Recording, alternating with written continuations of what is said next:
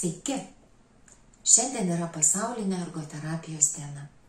Nepaisant to, kad Lietuvoje ergoterapija dar gana sunkokai skinasi kelią, pasaulyje ji jau yra peržengusi 100-mečio jubiliejų slenkstį.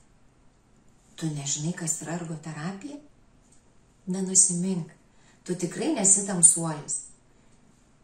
Kartais net ir gydytojai nustemba, kad medicinos darbuotojų tarpe yra dar ir toks specialistas. Jeigu iki šiol nesusidūrei su ergoterapeutu, tai tikriausiai esi iš tų laimingųjų, kurie nepatyrė rimtų traumų, neserga nepagydoma liga, neaugina specialių poreikių turinčio vaiko ir neprižiūri neįgalaus artimojo. Priešingu atveju tu tikrai žinotum, kad gydytojas gali išgelbėti gyvybę, o ergoterapeutas gyvenimą. Ergoterapija tai yra medicinos, o jeigu tiksliau tai reabilitacijos sritis, kurios specialistai gydo žmogų per veiklą. Taip, išgirdai teisingai, per veiklą. Kad ir kokia liga sirgtų žmogus, kad ir kokią negalią jis turėtų, jo gyvenimą galima palengvinti ir padaryti prasmingesniu. Ergoterapeutas nenurašo nei vieno žmogaus.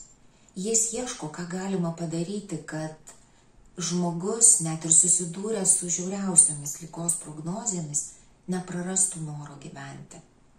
Jis mėgina pakeisti aplinką, parinkti priemones nuo neįgaliojo vežimėlio, galūnės protezų iki paprasčiausio laikiklio pieštukui, kad tik žmogus galėtų grįžti į pilnavertį savarankišką gyvenimą. O jeigu tai neįmanoma, kad gyvenimas, net ir esant priklausomam nuo kitų, būtų kaip galima prasmingesnis. Taigi šiandien yra pasaulinė ergoterapijos diena.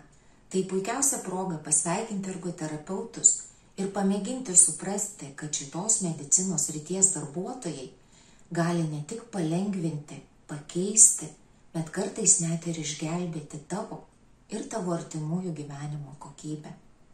Su švente, mėly kolegos, stiprybės, kantrybės ir sėkmės jūsų nelengvame, bet nepaprastai prasmingame profesinėme kelyje.